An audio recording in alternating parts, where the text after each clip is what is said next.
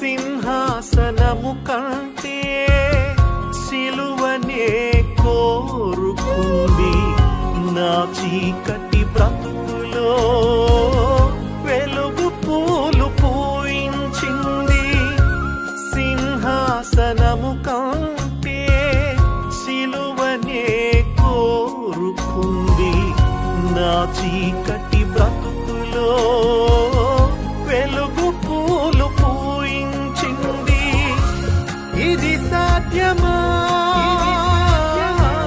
ఇహలోక బంధాలకు వెలపెట్టి కొన్నావు, రక్త బంధువైనావు.